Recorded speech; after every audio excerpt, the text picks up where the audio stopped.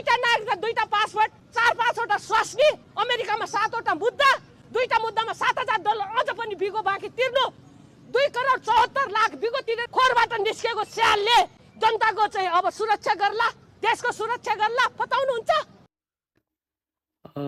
Hello hello नमस्ते नमस्ते सबैजनामा। आज चाहिँ माघ 16 गते शहीद दिवस पनि परेको छ। सम्पूर्ण शहीदहरूप्रति एकदम भावपूर्ण श्रद्धाञ्जली व्यक्त गर्न चाहन्छु र केही शब्दहरू यहाँ दिदीको लागि पनि भन्न चाहन्छु है।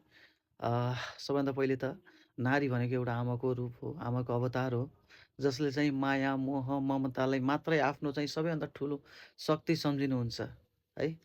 नारी भनेको चाहिँ एउटा धरती माता जस्तै हो, जसले चाहिँ सम्पूर्ण संसारका दुःखहरू, संसारका सम्पूर्ण जति पीर व्यथाहरूलाई आफूभित्र राखेर आफूभित्र अटाउने प्रयास गर्छिन् है। र एउटा सहनशीलताको एउटा राम्रो उदाहरण प्रस्तुत गर्ने भनेको नारी, आमा, दिदी, बहिनी जति पनि हुन्छ, सबै अवतार भनेको देवीको अवतार भनेको नारीको अवतार हो। तर यहाँ दिदीले बोलेका शब्द, भनेका शब्द तपाईँलाई कस्तो लाग्छ? नारी यस्तो पनि हुन्छ, नारीको अर्को रूप यस्तो पनि हुन्छ है। एउटा सत्तामा होइन, एउटा पार्टीको लागि भनेर होइन, कसैको चाहिँ होइन व्यक्तिगत जीवनलाई लिएर व्यक्तिगत जीवनको बारेमा यसरी होइन माइकमा पब्लिकको अगाडि, मान्छेहरूको अगाडि कसैको भनौँ न बेइज्जत गरेर, इज्जत फालिदिएर के पाउनुहुन्छ तपाईँले? एउटा कुर्सी, एउटा पद, केही पैसा, धन सम्पत्ति, के गर्नुहुन्छ त्यो? त्यसले तपाईँको त्यो नारीभित्रको जुन एउटा विशेषता छ त्यसलाई मेट्न सक्नुहुन्छ?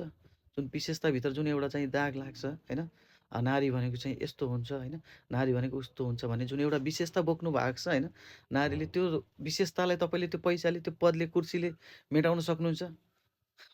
राजनीतिमा आएपछि मान्छेले अनेकौँ गल्तीहरू गर्छ, अनेकौँ होइन गलत कदमहरू उठाउनु पर्ने हुन्छ, अनेकौँ गलत निर्णयहरू पनि लिनुपर्ने हुन्छ।